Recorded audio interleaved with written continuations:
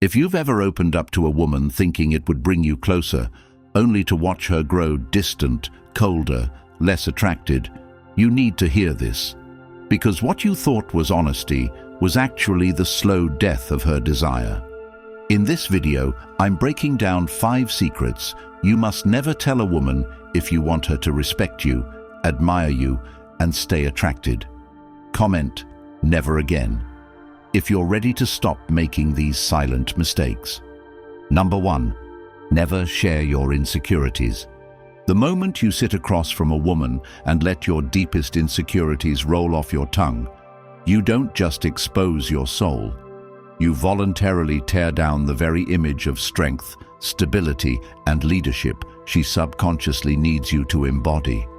You might feel lighter for a moment, thinking you've created intimacy by being vulnerable, but all you've done is shift the emotional burden onto her shoulders, and that weight makes her question your ability to protect, provide, and lead, not just financially, but emotionally, spiritually, and psychologically.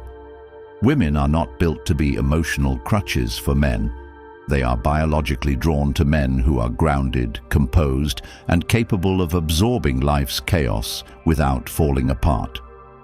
When you speak your fear of failure, your imposter syndrome, or the voice inside your head that whispers you're not good enough, you sabotage the pedestal she instinctively places you on. It's not because she's cold, it's because attraction isn't built on pity, it's built on admiration. You believe you're building trust, but what you're actually building is doubt. Every time she sees you hesitate, second-guess yourself, or spiral, she remembers the cracks you showed her, and those cracks become more vivid with every test life throws at your relationship. In those moments, she won't remember your good intentions. She'll remember your emotional unraveling. You have to understand, she doesn't want to be your therapist. She wants to feel safe in your frame. She wants to feel your emotional sovereignty, your ability to sit with demons and still act like a king. You heal your insecurities in private, not in her presence. You take them to your journal, to your mentor, or to the gym. You sweat them out. You fight them in the dark and emerge in the light composed, controlled, and focused. You do not give her your wounds to nurture, because when you do, she becomes your mother, not your lover. And no woman wants to sleep with the boy she's raising. The solution isn't to fake perfection, it's to practice Stoic discipline. Embrace the chaos in silence. Master your internal world so thoroughly that you radiate stability, even when the world is burning around you. That presence, that quiet strength, is what magnetizes her, not your sob story. If you're serious about changing your life, learn this now. You're not emotionally suppressing to be macho. You're mastering your mind to be unshakable. Because no woman can respect a man who makes her feel like she's the stronger one emotionally. Never tell her your insecurities, not because you don't have them, but because true masculine power is the ability to carry them with silent conviction. Do that, and watch how differently the world, especially women, responds to you. Because when your words are rare, your value multiplies. And when your decisions come without apology, your life begins to align with your highest version. If this hits something deep in you, if you're tired of second-guessing yourself, tired of feeling disrespected, misunderstood, or emotionally outmaneuvered, then I need you to go to the comments right now and get the Stoic Relationship Blueprint. It's not just a book, it's the exact framework you've never been taught. The playbook for masculine control, power, and peace in modern relationships. You'll never have to search YouTube at 2 a.m. again. This is yours forever. Download it once, keep it for life, access it whenever you need to recalibrate your frame or remember who you are. Click the link, own the blueprint, and take back the power you gave away. Number 2, don't reveal your sexual history. It's late at night, you're lying beside her, and the question comes up, How many women have you been with? She may ask it playfully, out of curiosity, or even during an intense emotional moment when things seem perfect. But make no mistake, this is a test, not a heart-to-heart. It's a psychological landmine masked as pillow talk. If your number is high, she'll laugh in the moment, but that laugh hides judgment. She'll start projecting, imagining every woman you were with, comparing herself silently. She'll doubt your loyalty, your ability to commit, your capacity for real connection. Her subconscious whispers, if he's been with that many women, why would he settle for me? If the number is low, she may smile, act impressed, but something in her instincts will interpret it as a lack of experience or social proof. She'll wonder if other women even wanted you, and that question alone devalues your sexual market worth.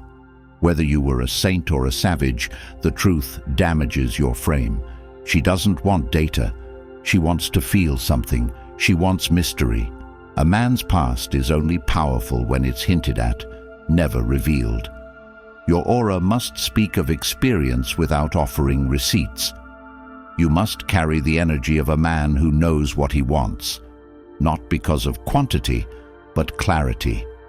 The man who says, I've had enough to know what I won't tolerate, gives her nothing to attack and everything to respect. He keeps the upper hand, because here's the reality. The more you reveal, the more you shrink. Women are wired for emotional survival. They're constantly calculating risk, dominance, and potential outcomes. And when you hand her every detail, you give her the ammo to subconsciously evaluate you, downgrade you, and lose interest. This isn't about lying. It's about controlling the narrative. She doesn't deserve the blueprint to your soul until she's proven she won't weaponize it. And let's be brutally honest. Most women today don't protect a man's vulnerability. They judge it, even if it's unspoken. You see it every day in relationships that start sweet and end with brutal emasculation, because men forget that oversharing turns kings into peasants in the eyes of women. Don't give her what she doesn't need. Give her presence, direction, a quiet confidence.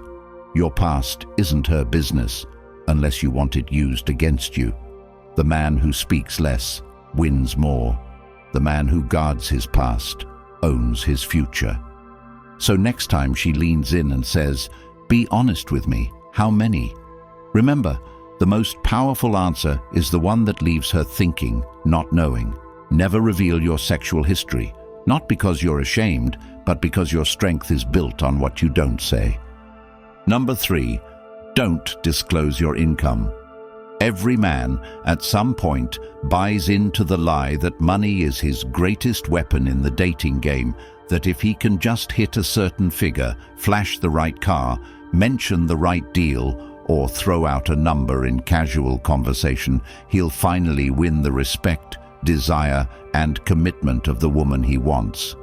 But what nobody tells him is that the moment he opens his mouth about how much he earns, whether it's $40,000 or $400,000, he immediately loses leverage, mystery, and most importantly, frame, because what she wants is to feel power, not hear about it, and the second you itemize your value in dollars, you shrink yourself into a spreadsheet instead of a man with presence, vision, and direction. And here's the harsh truth. When you tell her you don't make much, she'll never say it to your face. But the attraction starts to wane, because no matter how understanding she claims to be, her primal instincts kick in and start painting you as a man she'll need to carry, not follow. And when you tell her you make a lot, she might smile, she might even be impressed. But underneath the surface, she begins to calculate, she adjusts her expectations, and soon you'll find yourself being measured by your wallet more than your character, being resented for the gifts she silently expected but didn't receive, being silently mocked for how little you gave, despite how much you claimed to make. And the relationship, once rooted in desire, now becomes a negotiation table where your worth is constantly reappraised based on the zeros in your account. And most men don't realize they're doing this because society tells them to be honest, to lead with transparency, to show their provider value like some twisted financial resume. But the moment you reveal the details of your finances, you open the floodgates to being judged not as a man, but as a means, not as a leader, but as a lifestyle, not as a partner, but as a provider. And the emotional polarity between you and her begins to erode, because now she's not leaning into your masculine essence. She's auditing your status, evaluating your output, and slowly turning your identity into a utility. And you feel it. You feel the shift in how she talks to you, how she reacts when you say no, how she stares when the bill comes and you don't offer to cover her $9 oat milk latte that she forgot to mention she ordered. And you wonder why things feel colder, why the dynamic is heavier, why the respect fades every time you say, "I got you financially." And it's because you trained her to see you not as a man, but as a bank account with legs. And look, I'm not saying don't be generous. I'm saying be deliberate. I'm not saying money doesn't matter. I'm saying it only matters if she respects who you are without it. You want real power. Make her feel like she's with a man who could have it all, but doesn't need to prove it to her. You want to keep your masculine edge. Let your lifestyle show ambition, not your mouth. You want to protect your value. Let her guess. Let her wonder. Let her feel secure, not because of your financial statements, but because of your direction, your work ethic, your unshakable control of your future. You never tell her exactly how much you make, not because you're hiding, but because you're leading. Not because you're playing games, but because you refuse to let your worth be reduced to numbers. The moment you say, "I make 6 figures," you invite comparison, expectation, and entitlement. But when you keep that detail in your vault and instead radiate confidence, composure, and command of your life, you remain untouchable, because the truth is, a man's power isn't in how much he earns, it's in how little he needs to say to command respect. And the men who get this, who understand that wealth is felt before it's spoken, build relationships rooted in polarity, not performance, in dominance, not disclosure. You want to know the mindset of the man she can't manipulate. He makes moves in silence, builds in private, gives when he chooses to, not when she expects him to, and he never hands over the blueprint to his kingdom because he knows that mystery isn't weakness. It's the highest form of masculine power. Number 4. Never talk about other women who hurt you. You think telling her about the woman who cheated on you will win her sympathy, but it won't. It will win her dominance over you, and you'll never see it coming because it feels like connection at first, like she's really listening, like she really cares. But what's actually happening is far more primal and far more dangerous. She's calculating your emotional weakness, measuring your emotional baggage, and silently placing you in a category. The man who got played, the man who got abandoned, the man who carries ghosts he never buried. You think you're being deep. You think you're being emotionally mature. You think you're showing her that you're not like other guys because you can open up about your trauma. But what you're actually doing is telling her you've been broken by another woman, and nothing kills desire faster than the image of a man emotionally beaten by someone like her. She might smile. She might ask more. But deep down, the emotional polarity between you and her starts to shift, because now you're not the masculine leader she wants to lean on. Now you're a wounded soul who needs reassurance, validation, and emotional patchwork. And whether she knows it consciously or not, she will begin to feel like your therapist, not your lover.